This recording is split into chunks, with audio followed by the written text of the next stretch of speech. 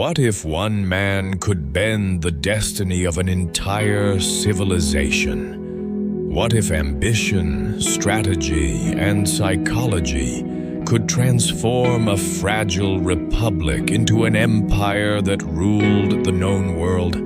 That man was Gaius Julius Caesar, and his hidden rule was simple. Power is not taken, power is built, piece by piece, move by move.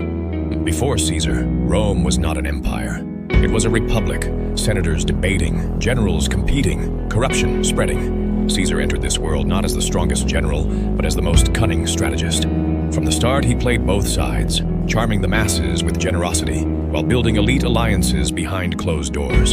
Caesar's true genius wasn't on the battlefield. It was in how he layered his power. 1. Military victories, to inspire fear and respect. 2. Public image, to seduce the Roman people. 3. Political alliances, to secure influence in the Senate. This triple foundation, fear, love, and alliances, made him untouchable. Lesson: power isn't one-dimensional. True empire building requires influence on every front. Caesar had the rare ability to be both.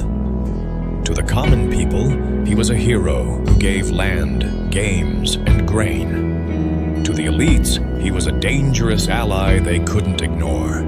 This dual image, friend of the people, but feared by the Senate, gave him leverage.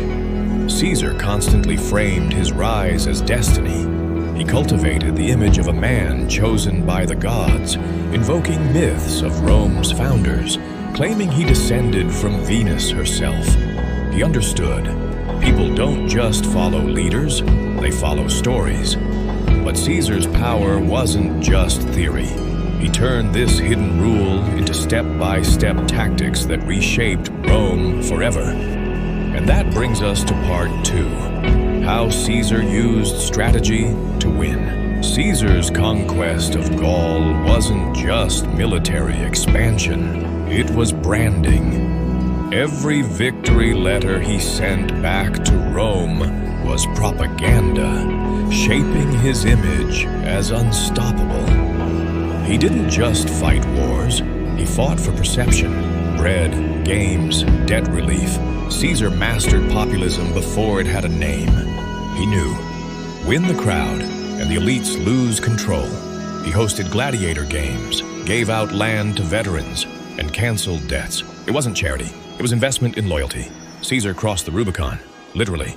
By defying the Senate's orders and marching on Rome, he showed that power belongs to those who dare. His famous words, alea iacta est, the die is cast. Lesson: sometimes empire requires risk. Calculated, bold, irreversible moves. Caesar rebranded dictatorship. Instead of ruling by terror, he masked it as reform, stabilizing Rome, expanding the Senate, centralizing authority. To many, he was saving Rome. To others, he was killing the Republic. Caesar understood psychology. He wore red cloaks to symbolize power. He staged triumphs with parades of gold and prisoners. He let statues of himself stand next to the gods. He wasn't just a man. He became a myth. But behind this strategy lay a darker truth. Caesar's power came not just from charisma and vision, but from fear, manipulation, and psychological control. And that leads us to part 3, the dark psychology of Caesar. Fear as a weapon. Caesar never underestimated fear. He made examples of rebels. He rewarded loyalty, but punished betrayal brutally. Fear wasn't his main tool, but it was always there, in the shadows, making his promises more persuasive. Caesar used symbols to manipulate perception. Red cloak equals sign courage. Laurel crown equals sign divine favor. Public feasts equals sign abundance. He knew people obey images as much as laws. Psychologically, Caesar divided enemies, turning them against each other while appearing as the only unifier. Classic tactic. If your opponents fight among themselves, you win without fighting. Caesar carefully blurred the line between man and legend. By the time he declared himself dictator for life, people weren't following Julius Caesar the man. They were following Caesar the myth. This myth survived even his assassination. In death, he became even more powerful, paving the way for the Roman Empire. Caesar's dark psychology still works today. Business, controlled perception, not just product. Politics, build narratives larger than life. Life, understand that people respond to symbols more than logic. Julius Caesar's empire-building tactics reveal 3 eternal lessons. 1. Build power in layers, military, people, elites. 2. Dare to cross the Rubicon. Bold moves define destiny. 3.